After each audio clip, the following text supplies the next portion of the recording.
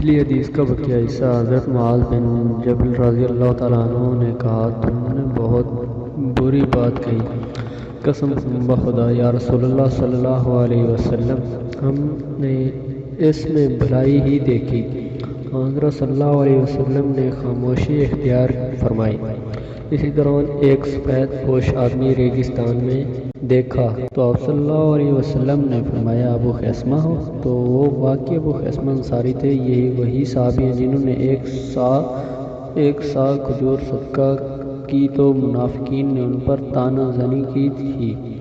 کعب کہتے ہیں کہ جب مجھے یہ اطلاع ملی کہ رسول اللہ صلی اللہ علیہ وسلم تبوک سے واپس تشریف لا رہے ہیں تو مجھ پر غم چھا گیا اور جھوٹے بہانے ذہن میں لانے لگا اور کہنے لگا، کس طرح کل آپ صلی اللہ علیہ وسلم کی ناراضی سے نکلوں۔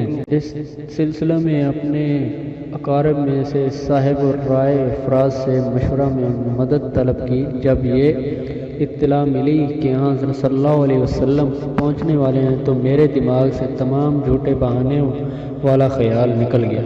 میں نے جان لیا کہ میں ان میں سے کسی چیز میں نہیں بچ سکتا، چنانچہ میں نے سچ بولنے کا فیصلہ کر لیا۔ حضرت صلی اللہ علیہ وسلم صبح کو تشریف لے آئے۔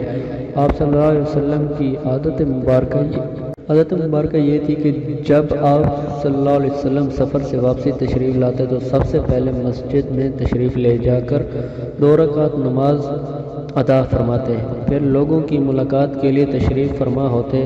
جب آپ صلی اللہ علیہ وسلم نماز سے فارغ ہو چکے تو پیچھے رہ جانے والے قسمیں اٹھا کر معذرتیں پیش کرنے لگے۔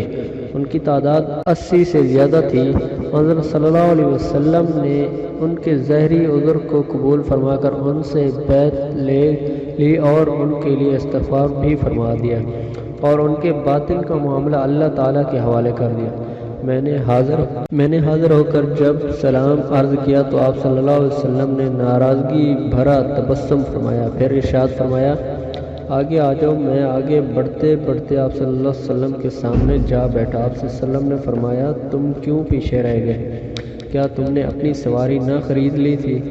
میں نے عرض کیا، یا رسول اللہ صلی اللہ علیہ وسلم، اللہ کی قسم اگر میں کسی دنیا دار کے سامنے ہوتا تو کوئی عذر پیش کر کے اس کی ناراضگی سے نکل سکتا تھا۔ باقی حدیث سننے کے لیے ہمارے چینل کو سبسکرائب کریں اور شیئر لائک ضرور کریں۔ اگلی ویڈیو میں بقیہ حصہ حدیث کا آپ کو سنائیں گے۔